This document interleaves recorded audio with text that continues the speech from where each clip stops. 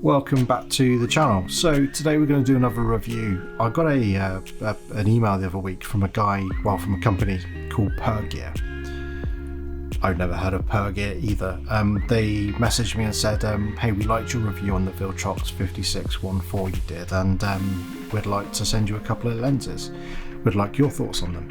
So I said, yeah, sure. Send me a link, and they sent me through their website, and I looked through and I saw a couple that interested me. One of them was they do their own 35mm F1.2. Now, I thought it would be similar then, or the same as the 7 Artisans one, but actually it's their own lens, and it's a sort of different focus ring and aperture and stuff, and it seems pretty interesting. So that's what we're going to look at today. I'm going to talk you through the build quality as usual. We'll talk about the image quality, and I'm going to show you some examples. I went out today and took a few photos. We're also going to talk about value for money, because this is a cheap lens. I mean, there's cheap and then there's this sort of lens. This is £76 or $99, which on the face of it appears to be incredible value. But if you can't take half decent photos with it, if it's difficult to use, then it's not worth anything, is it, I suppose? So we'll talk about value for money today as well, and then I'll give you my final thoughts on whether or not I think you possibly should pick one up. Okay, apologies if you can hear my chair, it's a bit squeaky today, I don't know what's happened. Let's start with build quality. So the Pergear 35 1.2 is all metal. It's a solid metal body construction, which seems to be a nice theme with the lenses that are coming out of China at the moment, and indeed lenses that are created for the Fuji X system. That's something to note. This is for the Fuji. I believe it also fits Sony. I believe they've also got a Canon mount as well. There's a few different mounts, but I'll link their website below as well so you can take a look. The focus ring is nice and smooth. There's a little bit of resistance there, and the front of the lens does actually protrude and move out as you focus. Not a huge amount. I mean, there's not a lot of throw there. The aperture ring again moves smoothly, so it's clickless. It's being de-clicked, so it doesn't notch as you turn it.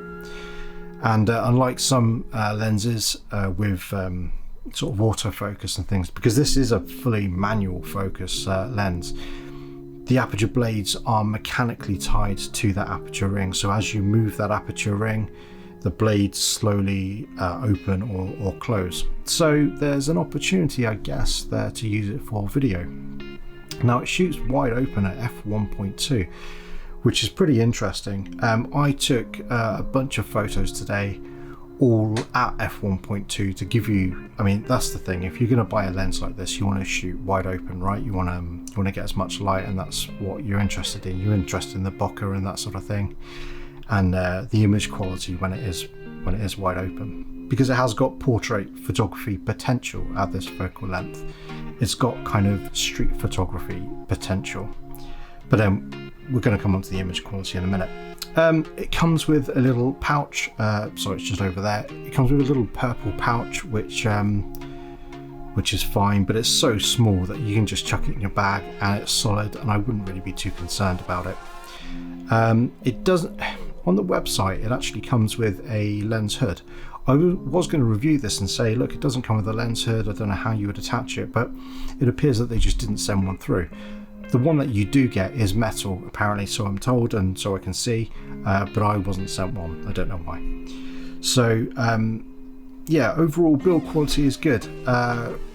It's a great, solid little lens. I think you could throw it about and you would have no concerns about anything breaking or anything like that. Don't throw it about, but you know, you get what my meaning is. You can chuck it in your bag, keep it attached to your camera, and I wouldn't imagine too many concerns over whether or not it would withstand a journey. So the focus ring's smooth, the aperture ring is smooth as well.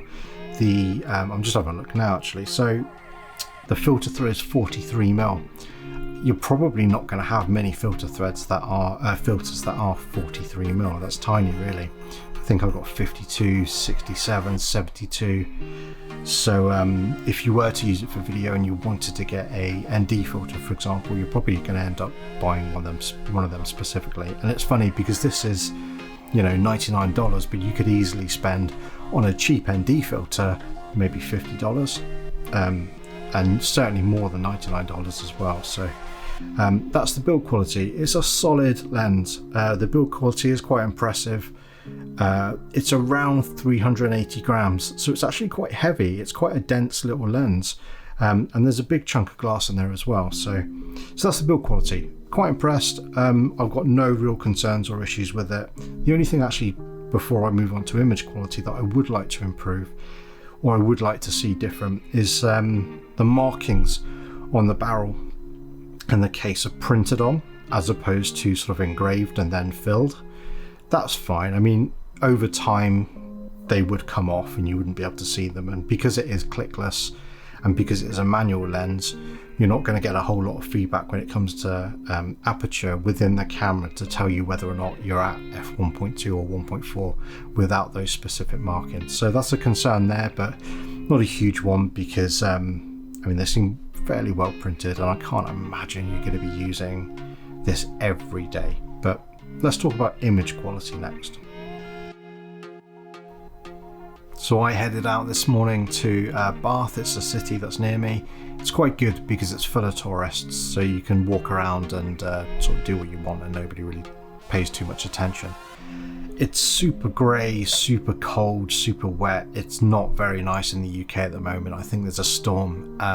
Yeah, it's not very nice. It's not great photography weather, but it makes for lots of people rushing around and lots of difficult situations and lots of challenging situations to take photos, which is a good one. And this was a bit of a challenge for me. This was, I think that's the theme of what's going on here.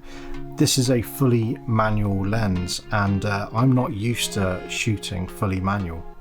So those keepers versus the ones that I discarded, there were only a few keepers really. It's good. I think it's good to challenge yourself, and I think a lens like this, a manual lens, if you're anything like me, sets you a challenge, and you try a bit harder, and you think about composition, and you think about you think about focus, and you're not relying on those things. So anyway, let's have a look at some images. I'm going to show you the full portrait image, and then beside that I'm going to show you a close-up of it as well. I'm not going to talk over it, you just have a look and pause if you need to, and then we'll recap afterwards.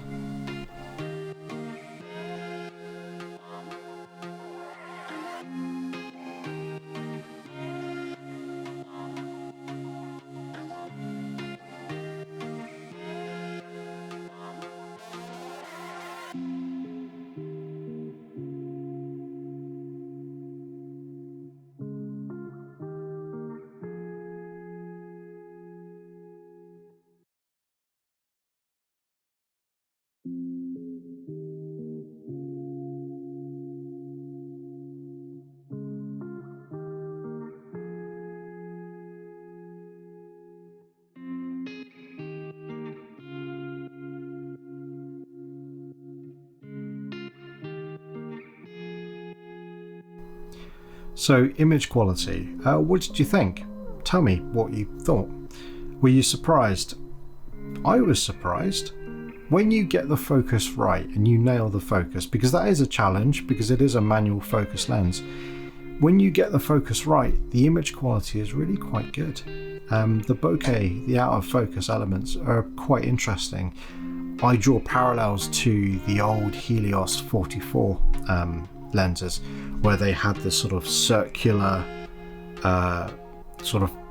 movement in the out of focus elements. You might be familiar with that.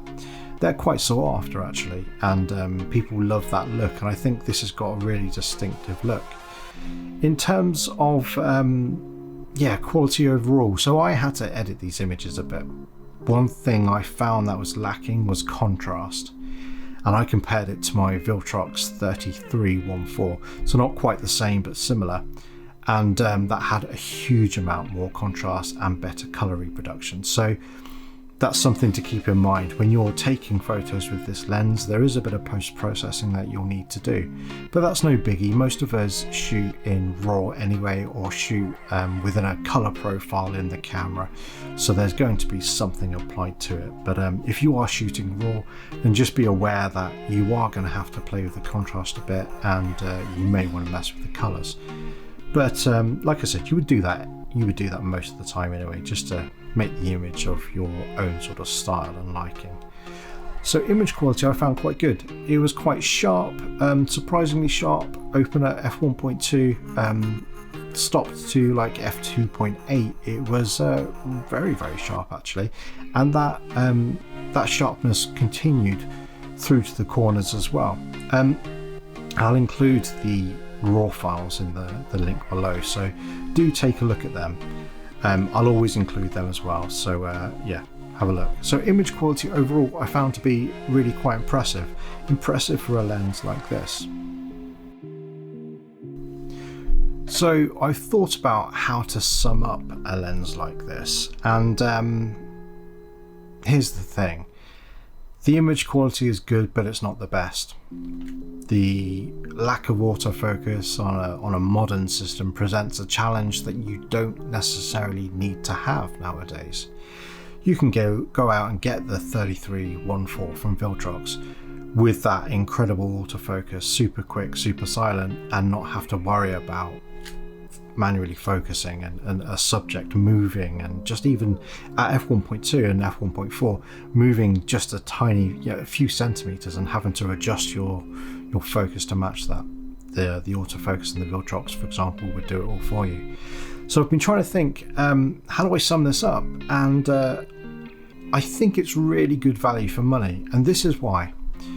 So when I buy something, or I often do this with computer games, but I imagine what I would get for that money. So this is £76, right? What would I normally get for £76, and what kind of comparisons can I draw? So if I went to the cinema, for example, and watched a film, and would grab some popcorn or what have you, 2 cinema tickets, £12.50 each, £25. By the time you got food, you're up to £40. If we've had a bit of food that evening as well, you have very easily spent £76, probably. You probably spent more. So a night out is about the same as what you could spend on this lens. So then, if this just costs what I would normally pay when going out for an evening or something, I have to decide whether or not I've got value for money, and if it's given me £76 worth of enjoyment. And for me it has. It's given me £76 or $99 worth of challenge. It's given me $99 worth of quality images. It's $99 worth of something, a lens that I can keep within my collection, and even if I use it every now and again, it's money well spent. So because it's not a lens that breaks the bank and is almost negligible, it's a budget lens, I'd be hard pressed to say not to pick one up if you're looking for that sort of thing anyway. If you're looking for a 35mm, 33mm, you don't mind the manual lens, and you want something that's super quick, and you don't mind all those little caveats, you don't mind the fact that you will need to edit these images and they're never going to be perfect, but you do fancy a bit of a challenge, and you do fancy, because that's what it is, that's the theme here. Using the lens and producing decent quality images presents a bit of a challenge, but the payoff is awesome, because you can create incredible looking images with beautiful out of focus backgrounds and lovely round bokeh, and really interesting bokeh as well, for $99 for £76. So overall, yeah, I'm pretty impressed for the money. I don't think I would have ever bought one had I not been introduced to one, but now I've got one, I don't think I would sell it. So this is going to be a keeper for me. It's worth the money in my opinion. But I'd like to know, as always, your thoughts. So have you got a nifty 50 equivalent? Have you got a 50mm, well, a 33mm or 35mm? Is that a focal range that you often shoot in? Is it something that's typically tied to your camera? In my early years when I was shooting with Canon, I had their nifty 50 and it was just tied to my camera. That's the only thing I would shoot with because it was a super versatile lens. So as always, let me know your thoughts, and yeah, I appreciate it. I'll respond to your comments. I always do. So yeah, let me know.